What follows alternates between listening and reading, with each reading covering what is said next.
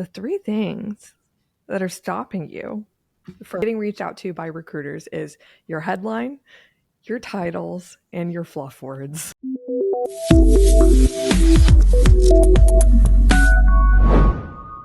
Welcome to Answer the Call, where we help Christians discern what they feel called to do and practically land a job that's aligned with it, so you could have an impactful, fulfilling, and rewarding career in many senses and build a kingdom. Sorry, I don't mean to like Jesus juke, but honestly, don't go on that tangent. All right, so today I wanted to talk about LinkedIn, because I do think that there is a massive difference between the people that have to go out and apply relentlessly to jobs versus people that commonly just get recruited and everybody's jealous of them and have recruiters reaching out to them. There's some people that get reached out to it in particular industries so often that they think recruiters are annoying, and those people annoy the rest of us, because I know so many job seekers are like, I would love to get reached out to with an opportunity. So if that's you, you're probably not listening to this episode, but hey, be more generous with the rest of us and be grateful. So for anyone who is like, oh my gosh, recruiters aren't reaching out to me, I wanted to share the top 3 things that I think are stopping you from getting opportunities in your inbox rather than having to apply to all these jobs yourself.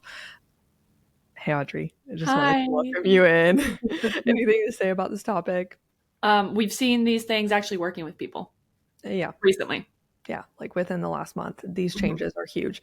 And I do want to call out that this is advice that probably changes every year. I do think that LinkedIn is something that is so evolving, and the way people are using it and trends is so evolving that if you have seen us give different advice, that was likely very much 2023 or 2024 or even early 25 advice. And that changes so often that I want you to stay very present with what I'm about to say now.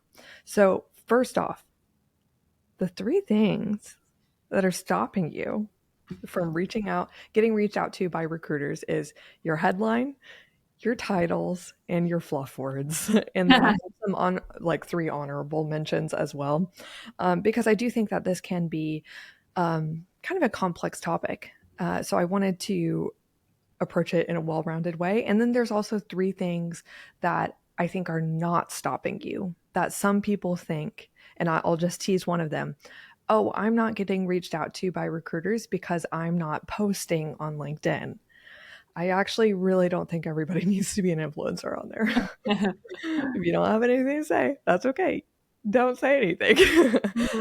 So let's just dive right into the first one. And then Audrey, I'll get some of your hot takes, what you've been seeing, and your extra commentary on these. So first, starting with your headline, 2023, and maybe even last year and before, I do think that there was a trend towards things like helping teams organize their chaos, / dad times 3, / innovator, / like man of God or whatever. I'm a woman of God, but that's like not necessarily my job title. If I had a W-2, it wouldn't be on there. And so I would say your LinkedIn should be like, if I typed your job title, or if I'm a recruiter that's looking for an FP&A analyst, financial. The A is the analyst. Whatever, an FP&A professional. I would. You want to have that associated with your headline, just plain and simple, so you could even be found.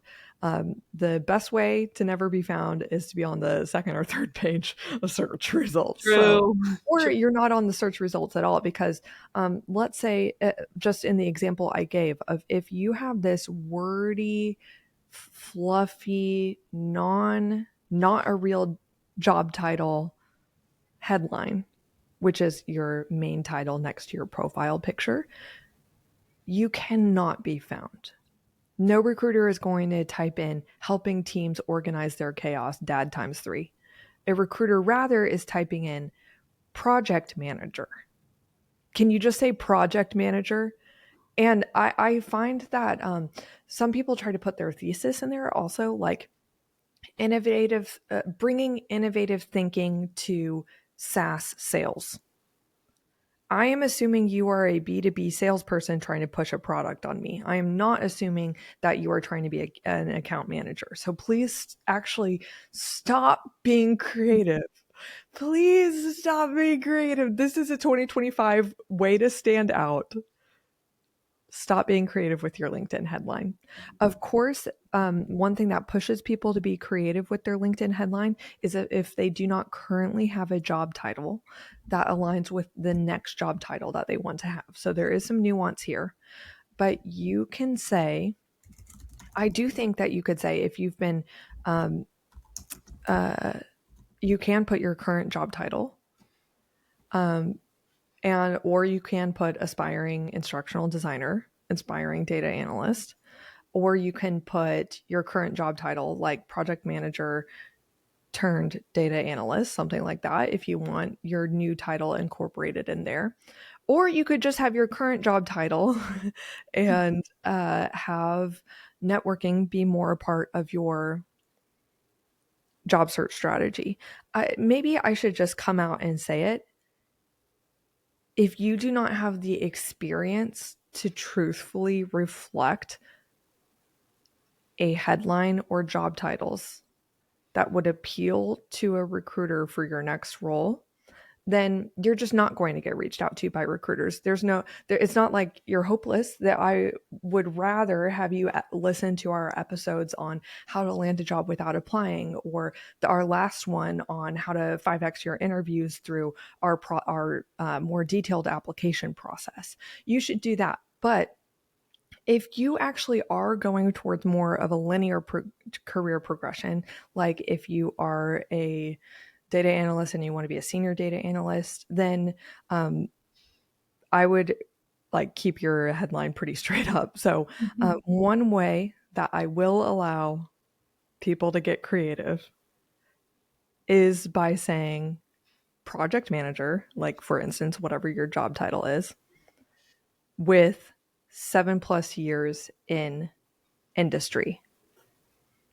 And if your years of experience isn't a strength for you, you can just say project manager in SaaS.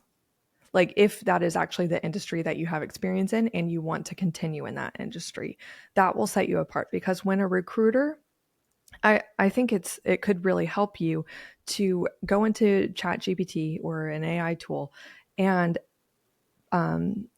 type in your ideal role. Like let's say you do want to be a project manager. What is a job requisition that a recruiter would receive from a hiring manager if they needed to recruit for this role title? Then you would see what the recruiter's instructions are for their criteria of the kind of person that they need to find. And oftentimes, years of experience in a preferred industry and certain tools that you need to be proficient in, if that's relevant for your industry, are going to be the top ways that a recruiter is thinking. When they go into LinkedIn, they're like, I need a project manager who has a PMP certification with over 7 years experience in SaaS. And so if that is your headline, you are going to be an absolute magnet. You'll be a magnet because you are writing your headline in the language that a recruiter is thinking. They're not recruiting based on how many children you have or that you're an innovative thinker. I'm just saying that because I feel like a lot of people are like, mom times two, foster parent. I'm like, okay, not relevant. But hopefully that wasn't too crazy and wordy, Audrey. Do you have anything to round out that topic on headlines or questions that you know our clients would be asking? Two things. One, I've seen it time and time again. People really love the storytelling part of Please their stop storytelling. their career journey. This happens in interviews, it happens in cover letters, it happens in resumes, and it happens on your LinkedIn when really you just got to put forth the simple information. And this is the second point that I wanted to make. Storytelling is for a different time, not right now. make it as simple as possible. Have you ever heard of Occam's razor? I think I'm saying that Yeah, right. I have, but I Yeah. always forget what it is. It's like the So simplest explanation, I think, is the the right one. explanation, yes, the explanation that requires the least amount of assumptions. Mm, So give them simple information so they don't have to assume what you're doing. Like that's what people go towards. That's what the typical right answer is mhm. the answer that requires the least amount of assumptions from them. Boom, baby. More of that. I just think that some people are using so many words and they're trying to hide behind them. And Mhm. you're not fooling anybody. I think that the way to stand out on LinkedIn is to actually be kind of glib and just straight up. Like I think that um, as a rule, I would really like people to stop using straight slashes or at least dramatically reduce the number of straight slashes because if you are trying to separate like 5 different pieces of information that speak to who you are, I lose the one way to describe you that I need to understand immediately. Mhm. Sorry, what did you want to say? I know you were going to speak up. Now I'm kind of forgetting, but that's okay. That's okay. I think you said it all. Oh, Okay. actually, no. I was going to ask you a question. Mm. For the people who do want to be the storyteller and they want to do their LinkedIn influencing, would you say? But they're also in the job search.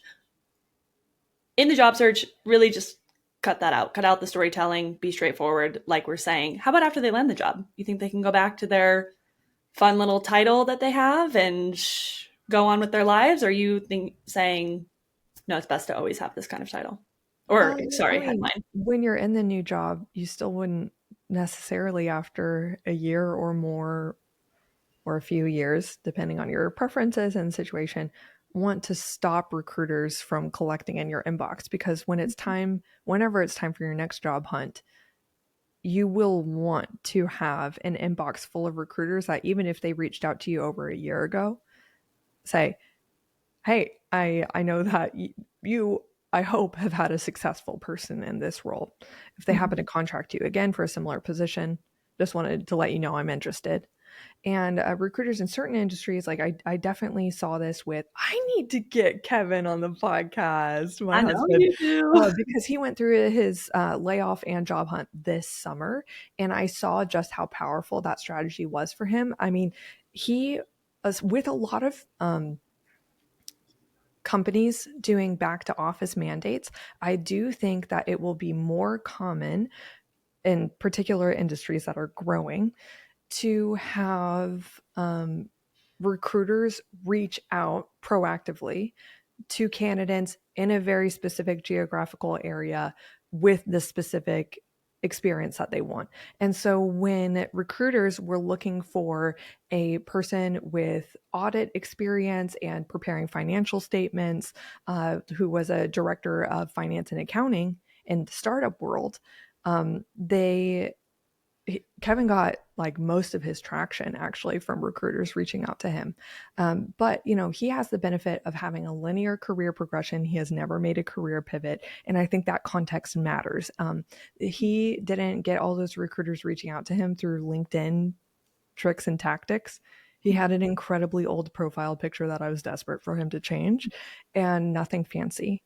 And so I do want to say if that discourages you, I hope that we could help you through our huge backlog of podcasts, or if you become a client, make a purposeful career pivot now, which will take a lot of effort. I mean, unless we were just talking on a client call yesterday of like, hey, I kind of welcome people to also use the Jericho strategy where it's like, I'm just going to praise circles around my job hunt and maybe God will do something crazy. And it happens sometimes. But also don't neglect your responsibility. Mhm. But anyway, I want to help you make a purposeful career pivot now so you could have a linear career progression later and have an increasingly easier time getting recruited based on your winsome experience and accomplishments. So Mhm. this is something worth striving for. I Yes. do. Anything else, Audrey, before we go on to the next I want to section? round it out by saying if you want to share your thoughts, if you want that creative title, go start a blog or go to Facebook. Keep it on LinkedIn. Yeah.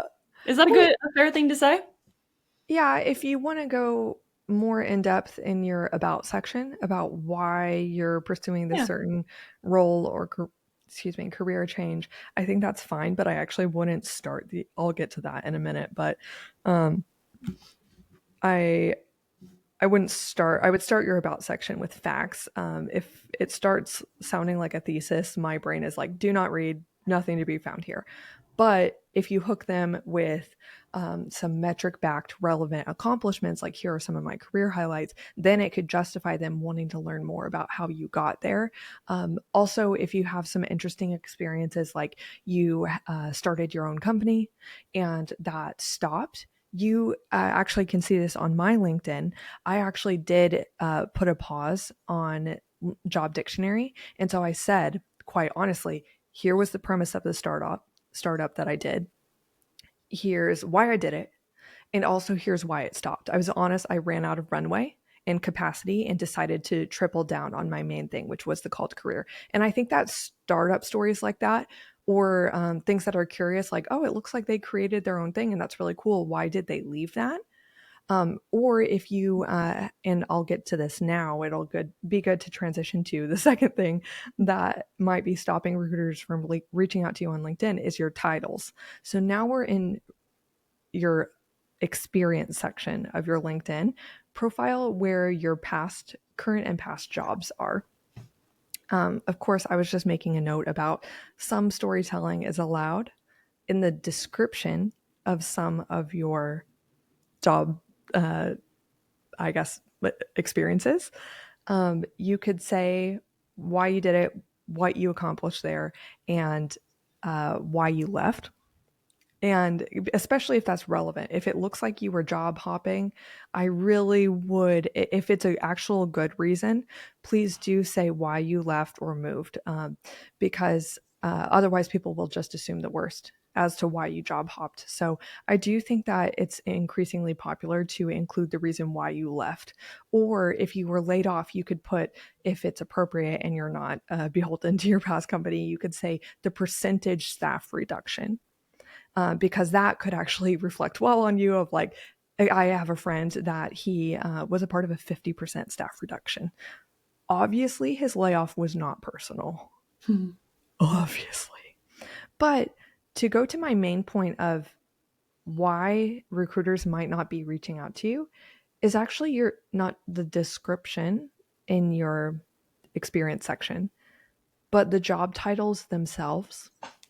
If you have job experience that's actually relevant or has elements of being relevant to the next job you're looking to be recruited for, but your past company had some quirky ways of giving you a job title, or maybe they gave you a very, very nondescript associate or manager or something like that, you might want to say, uh, in parentheses, the more standard industry recognized title that maybe you should have been given. And that can really help you again with the keywords of they want somebody with this, and this experience. And you kind of do have that experience, but your last, like I'm thinking of our client Brianna. I think that she did have relevant experience, but I think Audrey, are you willing to speak to some of the changes that we made to her job titles? Yeah, so she has a lot of customer uh, experience, I guess, and Mhm. that's what she's Customer going experience for. Yeah, experience. and that's what the role she's going for. But her company has, as you said, some quirky internal titles. So we did add that to the more general terms, or not even general, but more industry specific, to her profile. And then maybe 2 days later, she got invited to an interview by a recruiter. Yep, finally. Yeah, Yeah. finally. Yeah. And Yeah. it's, can we draw a direct link to that being the change? Not necessarily, but that's what's so important about your job search is to put so many action, just take so much action that you're putting out the possibilities for these things to happen. Yeah, yeah. I wouldn't I think to your point, only make these LinkedIn changes and say I don't have to do anything else in my job search. There's going to be quite a few other things that I recommend you try out, but please don't ignore one of the most low-hanging fruits there possibly is in your job search, which is purely making sure your LinkedIn is optimized so it attracts opportunities. Or even if you are not just waiting around to attract opportunities from recruiters, but you are actively using our method to reach out for informational interviews and directly pitch yourself to hiring managers. In that case, they are judging completely no matter how well your message is phrased. If you have a little note with your connection request, they're completely judging if they should accept your request to connect or not based on how impressive they think you are, or sharp, or likable, even just likable by your profile. So they're doing that on a most basic level by your headline, in some cases your name, honestly, which you can't change that. But there is some discrimination sometimes, and your profile photo, which I know you also, within reason, can't change your face, but you can have a warm smile, good lighting, and a professional photo. People don't like to admit it, but your face is your calling card. People do assume things about you, your sharpness, your energy, and your success, even based on, do you have an engaged, professional, warm smile that looks real and a good backdrop and not an AI photo? Can I say that? Gosh, delete. Delete. So, I'm so passionate about the LinkedIn topics that I am throwing in quite a few more tips than the three that I had originally mentioned. But I will start to wrap up by saying this has been a theme throughout what I've been saying, but the third thing I mentioned at the top that might be stopping recruiters from reaching out to you is your fluff words. You already heard me describe how that might impact your headline as well as your experience section. But I would, let's use this point to demonstrate how this applies to your about section. If you are using a lot of fluff words, and saying, it all started for me when blah, blah, blah, like I'm going into a major story time, or to me, the most important thing in sales is blah, blah, blah. Um, I guess that could be some people's style. I'm not going to speak for every person, every hiring manager, every recruiter, but it does have to be, if you are going to go more the storytelling route, really does have to be quite a relevant and compelling hook for that speaks to something your future boss would really care about. And oftentimes that's still just a little risky. So, what I would suggest is an even more dependable route is to just purely say, my career highlights include bullet point, like 3 to 7 bullet points that you think are your most relevant accomplishments from your resume. Notice I didn't say responsibilities. The difference between a responsibility and an accomplishment is I handled all sales calls, or I led sales calls. That's a responsibility. An accomplishment is led sales calls resulting in a 25% close rate month over month for 7 consecutive quarters. Or resulting in like X number of revenue. I don't know if you could say that. That might be NDA material, but those are adding metrics to the responsibility to show that you actually produced a winsome result as an outcome for the responsibility you held. And so you could go back to one of our last episodes on how to format or how to write really compelling bullet points that get you a job or get you interviews. And if you followed that, you'll already have a bank of good bullet points on your resume No need to reinvent the wheel here. Just pick your 3 most relevant to your next role that you're wanting to attract and put those on there. If you want to do up to 7, I think that's fine. If you want to do 10, whatever. But make sure that they're very, very relevant, because you don't want your best information being drowned out by all your information. Hmm. So if you say, start your about section with career highlights include, I am hooked. I am reading that. That is awesome. Also, that shows me that you didn't just warm a seat. I'm like, wow, this is a sharp professional. They have accomplishments and highlights based on these last roles. That's awesome. And then after you include that, if you want to tell more of your story, please do. I think it justifies the existence of a paragraph or 3 if you really want to. If that adds something that a recruiter needs to know, or it would move them towards reaching out to you, you can. Some people also keyword load at the end of skills include, and they do like a bunch of straight slashes. That can be relevant and helpful sometimes, but I really do think that the heaviest hitting tip is not including fluff words. You're not a customer service ninja. You are a customer service manager that has led a team of 8 and driven a customer satisfaction rating of 92%. Like, that's what you've done. That's an accomplishment. I think those are my 3 main things. I'm happy to close out with a few points that I just can't help myself but squeeze in. But before I do, Audrey, is there anything you wanted to say about that about section? I don't think so. I think you nailed it. Okay, well, then I'll just quickly wrap up with what's not stopping you. I started to mention, I believe earlier, posting on LinkedIn, I don't believe is stopping you. There is some reason to believe that if a recruiter is typing in job titles for candidates that they might want to reach out to with a job opportunity, the algorithm may, this also might be hearsay, prioritize profiles that are active. And some take this to mean posting like little thought leadership pieces or whatnot. I'm not going to say that hurts you. If you're willing, please do it. Could be really great. Look up some resources and tips on how to post something compelling and helpful. And please never slip into complaining. That is something that I honestly think is ruining LinkedIn for the rest of us. There's a lot of people that I have no idea why they think it is going to get them hired to say, I've applied to 1,000 jobs and not gotten one thing.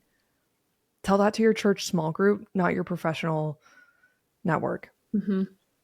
Also reach out to us. This should not be the case. And so I just want to say, if posting doesn't resonate with you, I don't believe that is actually stopping you from getting reached out to by recruiters. However, I do recommend having an active profile by logging in every once in a while. It's just like, you might not be in a stage of life where you're on dating apps, but there, Hinge, how I met my husband, and isn't that how you met your boyfriend? Mm-hmm. Okay, yes. And so Hinge actually did have a lot of people saying, oh, this is just a bunch of hot people that already have significant others and they're not even on this app. So they started instituting a active profile sign, and those people would get prioritized for outreach in the algorithm. I do think that it's reasonable to believe that LinkedIn is doing that as well, because they don't want to waste recruiters' time.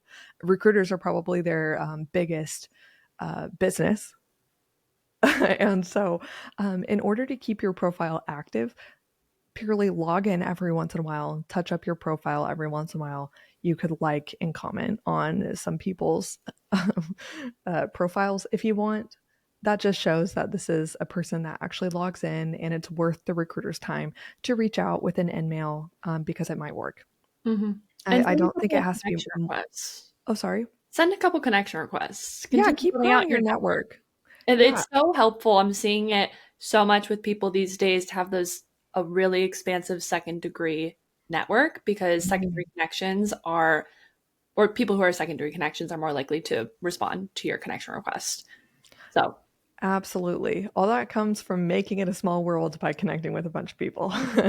And honestly, if you go and connect with me on LinkedIn, I have like almost 10,000 connections now. Mm-hmm. That'll make a lot of people second degree connections to Yeah, you. very So true. that could be a hack. And I do think that having 500 plus connections isn't, I don't really think it's going to impact your career that much, but I do think that it could create like a credibility signal of like, oh, this person is well networked, well liked. So if it tickles your fancy, why not hit some connections, Mhm. connection requests to boost your numbers every once in a while? That's a really good suggestion. Thanks, Audrey. I also don't think that it's stopping recruiters from reaching out to you if you don't have recommendations. You know, at the bottom, there's like recommendations from like your mom or whatever. Yeah. I think that so many people have just used personal favors in that section that it's not really that credible anymore. Of course, And if it's you at could the get bottom. it's at the bottom. Yeah. Yeah, I don't think that's changing anybody's life, honestly. So don't sweat about that. And then also adding 50 plus skills or however many the max is of number of skills that you could add on there. Um, I don't think that's also going to change your life. I mean, please do add the relevant ones. Like in Kevin's example, like please do add audit, preparing financial statements, or like a 10K or like whatever the statements are. And then yeah, whatever's relevant, but I don't think that you have to like blow it all the way up with a bunch of distracting skills that are ancillary or soft skills. I don't think that soft skills in terms of keywords are really going to matter um, almost at all. So, um, and maybe I should have said this at the top, but yeah, honestly, I can't believe this is my closing statement. It should have been my first statement.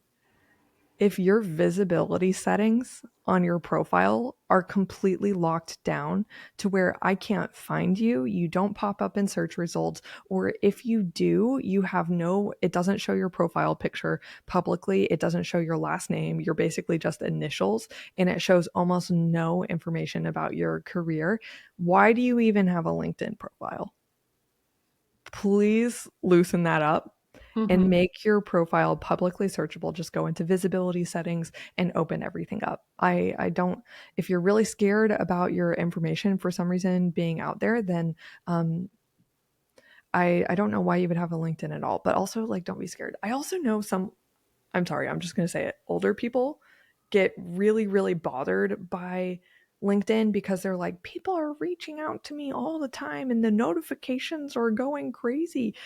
Please just adjust your notification settings so you don't get an email every time somebody Yeah. tries to connect with you or send you a message. You're allowed to just turn off all your notifications so you don't get it on other devices and it doesn't add too much noise to your life. Um, and when you look through your inbox, it's okay. Just like delete the junk every time that you're in there. That's just normal. Same goes with my inbox. If you own a business, oh my gosh, like 90% of the emails that I get are question for you, Kelsey. I like, do you need help with blah blah selling you something? And that's just like the cost of being a professional online. It just Mhm. is. So keep it moving. Don't worry about it. Don't get annoyed. And we're really loading up with tips here. Have the right location, have the right city that you live in. That blows my mind when people have the wrong city because what are you doing? They're probably looking for someone who's in the city that the company is located in. Or that you just actually live in. Right, right. Don't make it confusing. Least amount of assumptions, right? And Yeah. confusing. Just don't make things confusing for people. Make it as simple as possible for the other person. We add Well, complexity to things and people just want to throw it all out. Like someone else is going to be more throw simple. it all out. Yep. Oh, also like taking LinkedIn courses and putting these like fake little certifications on there that don't mean much. I don't think that's going to change your life either. Like, honestly, please just write a good LinkedIn profile, follow our suggestions, and keep working towards a status in your career where opportunities naturally come to you. Hopefully, that could start now by some measure and Mhm. much more as you go down the road. That's Yes, what I've got. you're closing really well, and I'm going to open it back up for a All second to right. add. People are to probably add. so annoyed with us, but I'm so passionate.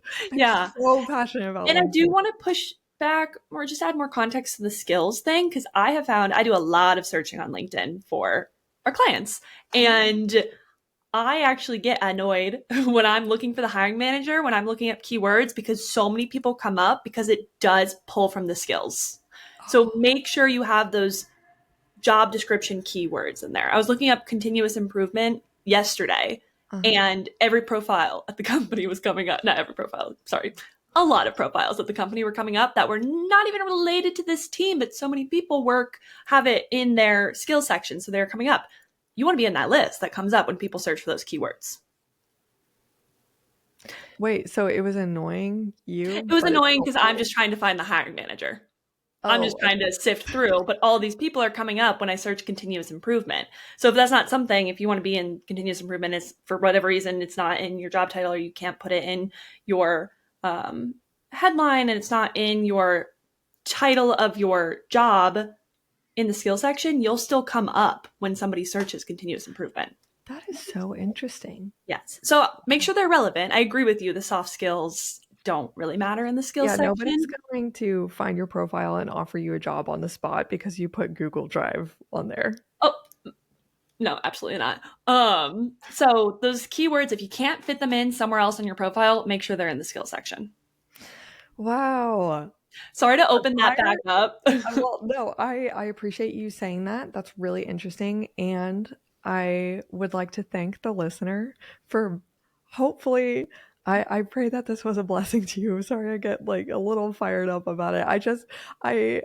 My heart breaks a little bit. I recently posted on LinkedIn that hot take, fluff words in your headline are keeping you unemployed. And I got a lot of traction on that post, actually. And someone who commented said, uh-oh. And his job title was Professional Swiss Army Knife.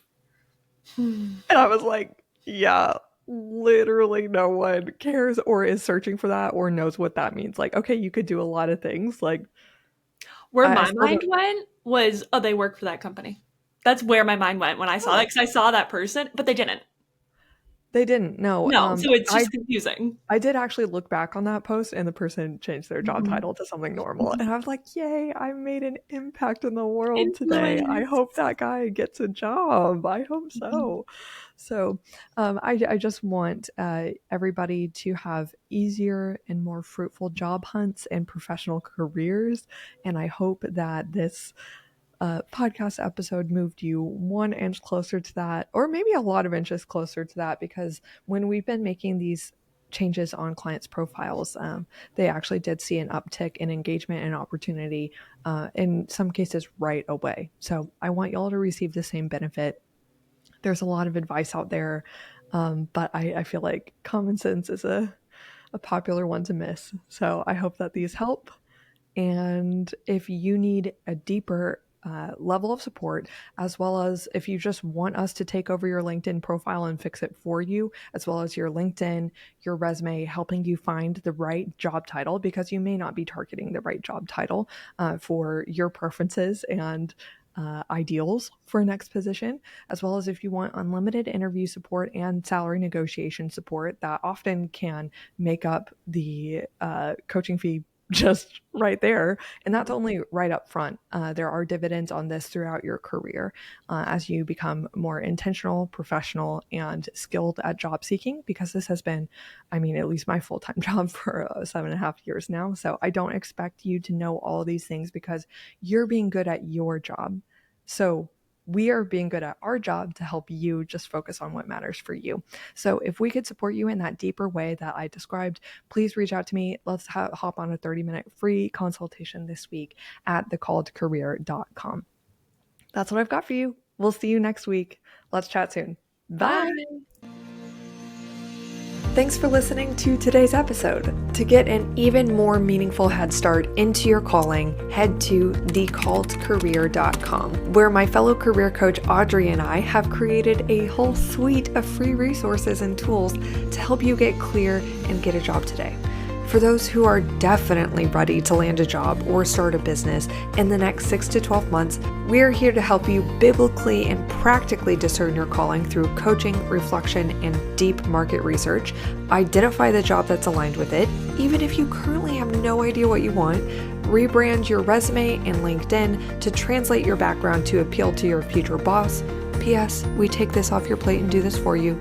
Also, we'll teach you how to land referrals and get attention from leadership through networking. Again, if that makes you nervous, we have these emails and LinkedIn messages literally written for you so you don't have to sweat. We're also here to give you unlimited interview practice so you're prepared to address every elephant in the room and knock selling yourself out of the park. Then we'll round out with helping you negotiate your salary so you land thousands more. Just so you know, recent clients have gotten $8,000 to $50,000 salary increases, even though they were totally non-traditional candidates. That's because we specialize in helping non-traditional career pivoters land jobs they're ecstatic to serve in. It takes work, but we're here to see you through until the end, when we're celebrating that day that you send me an email in all caps and you say, Kelsey, I got the job. Then you could be on the podcast. But I'll be here until then, keeping you accountable and encouraged by meeting with you literally until you land the job you want, even if that's up to 6 months from now within our program. Apply to join at thecalledcareer.com, and I'll see you next week here at Answer the Call. Bye for now.